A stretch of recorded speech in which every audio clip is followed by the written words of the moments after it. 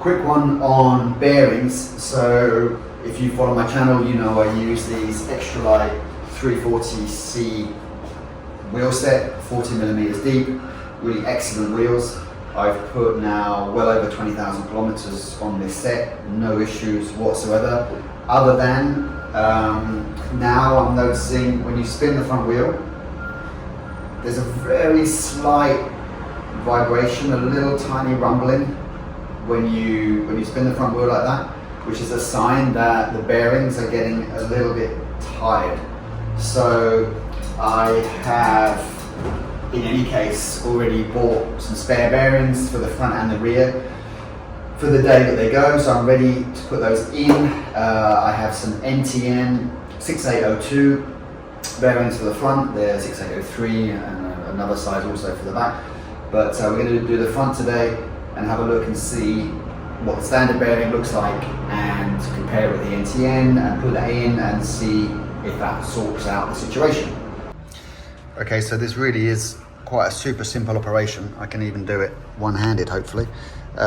You just pull out the axle like that, and the end cap comes off just like that. That's on the end of the axle, and there is the bearing on both sides.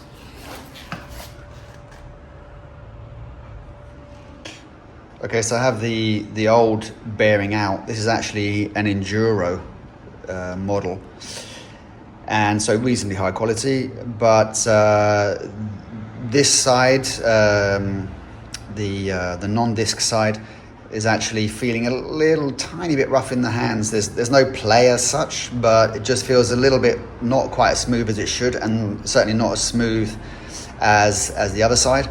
So I'm going to change both the bearings just to be on the safe side. Here we have the NTNs, and I'll just show you what they look like. So there's the NTN. This is a 6802 LLB. So LLB is the low contact seal, which is the one you want to get, which is has the lowest friction. And these are widely considered to be one of the best bearings out there. SKF are also very good. I really don't see any point in going ceramic. I personally think you're better off getting the highest quality steel bearing than getting a ceramic, which may or may not be amazing. And the thing with ceramic is that they can spin very well if they have low grease, but low grease is low protection. So maybe in Mallorca you can get away with it, but other places with rain and grit stuff getting in, then quickly that performance is going to be degraded. Whereas this is as tough as old boots and should last a long time and spin very smoothly. Okay, so the NTN, but on both sides are in. They came out really easily, actually.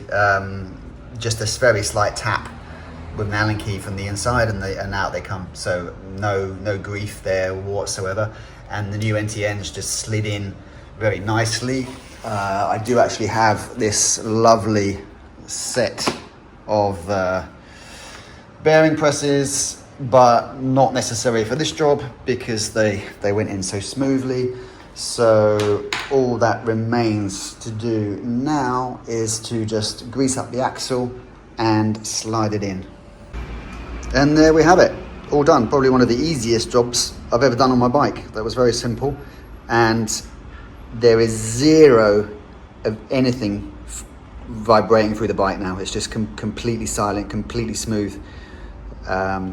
Looks fantastic, feels fantastic. Maybe I've even saved some watts. Right, so actually I thought, why not do a little spin test to see just how smooth these bearings are. So here we go, get a nice big spin, and then we just stand here and wait and speed up the video and see when it finishes.